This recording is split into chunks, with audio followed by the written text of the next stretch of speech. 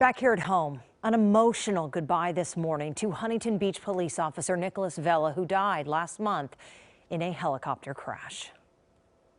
We tried to get him over to investigations so he can be with us and we can screw around, you know. But he said no, he was doing what he loved, and he loved flying with you guys and that bird. Fellow officers remembering this courageous officer and just so emotional. Vela was responding, of course, to a call back on February 19th in Newport Beach when the police chopper he was in crashed into the water. Hundreds are now gathered there at the Honda Center in Anaheim to remember the man who the police chief said had 80 commendations in his file and the respect of the entire police force. He is survived by his wife and daughter. And as KCAL9's Cara Finnstrom shows us, before the service, a large procession traveled from Huntington Beach to the Honda Center there in Anaheim.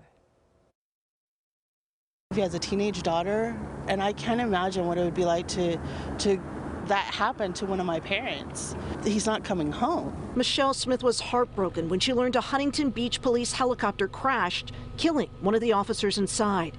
Today, she and her grandson came to pay tribute to Officer Nicholas Vela. It was sad. Sad, yeah. It's really sad.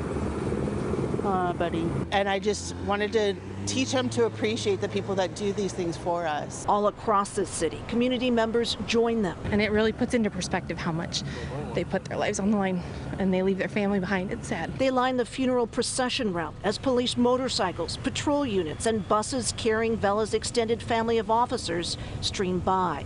Their lights flashed, their sirens were silenced. It's devastating. My dad is a retired police officer, so I feel for the family. Other Southland police departments from Torrance to Anaheim to Baldwin Park left their badges on this patrol car right outside the station as part of a memorial. And many of them, along with Huntington Beach's fire department, joined the rolling tribute. Most community members we spoke with said while they didn't know Officer Vela personally, he was willing to risk his life for them day after day. These police officers have had my back my whole life, so I wanted to come out and show my respect. So this morning, some stepped out of offices and homes. Others pulled over on their way to work.